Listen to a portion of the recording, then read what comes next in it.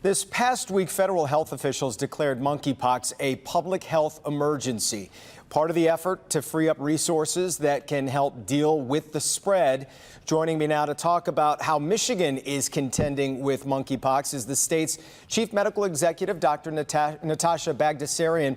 And Doctor, thanks for being with us. And I do want to talk about Michigan, but first, we're 80 days since the first diagnosis of the first case of monkeypox in the U.S. Did you think this was far too long to wait before it was declared a public health emergency?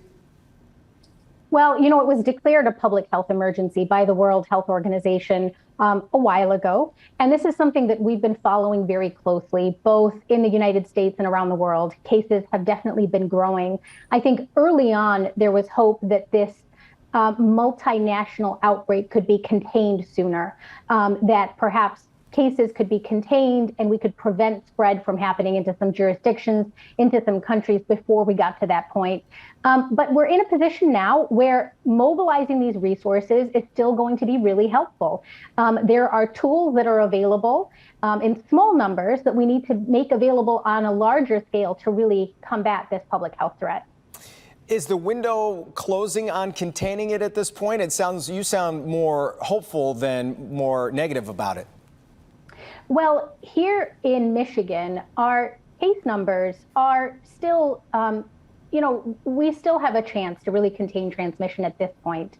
But I think when you look at some larger cities, when you look at places like New York and Chicago and the number of cases they have and the widespread transmission that has already occurred, yes, it does make containment extremely difficult at this point. And of course, as we found out with COVID-19, we are all related. We are all interdependent. People are traveling all over the United States, traveling within a matter of a few hours. And so movement of cases happens from jurisdiction to jurisdiction. So I think now we're really focusing on preventing as much transmission as we possibly can.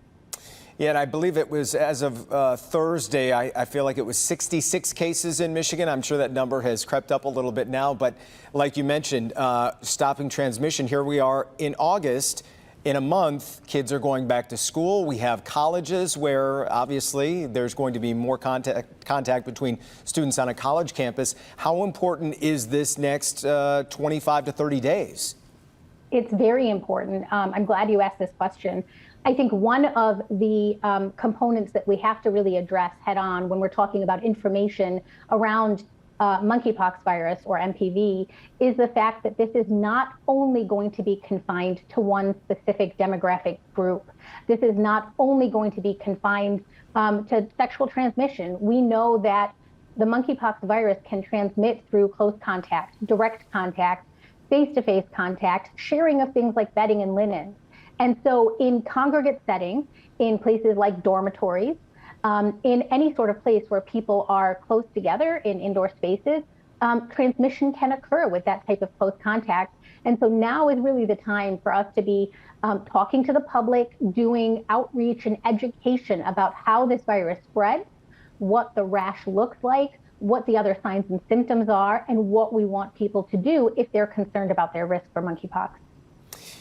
Given that it's a public health emergency, does this, when we talk about freeing up funds, what does that allow Michigan to do? How does it help your office be able to try and take those steps that you were talking about? Well, I think we'll learn more about what that special designation means. But in general, we really are in a place where we need those resources. We have a layered approach to monkeypox containment. It starts out with testing. So we need to make sure that we're testing as many folks as possible so that we can capture all cases, so that there aren't cases that we don't know about and that we're not doing contact tracing for.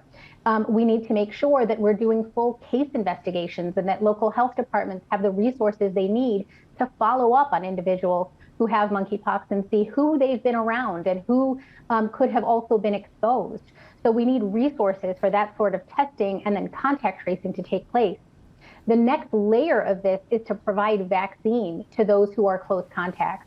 And we need to make sure that we have enough doses in our state for that post-exposure prophylaxis. And then we want to move forward and make sure that vaccine doses are available not just to those who have clear-cut exposure to the monkeypox virus, but also those who may be at risk. That's called expanded post-exposure prophylaxis. And again, we need resources for that.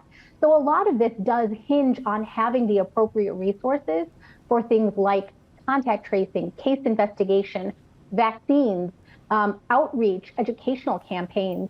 And we're really in the midst of doing all of those things right now. Yeah, and I have about 30 seconds, Doc. I feel like lessons learned with COVID, we all just came through this. That has to be helpful in containing this, yes? Well, of course, the lessons learned during COVID and some of the relationships that we have with local health departments and community organizations are helpful. But we're also in a place right now where people have pandemic fatigue. People are tired of not only hearing about COVID-19, but they're tired of hearing about infectious disease threats.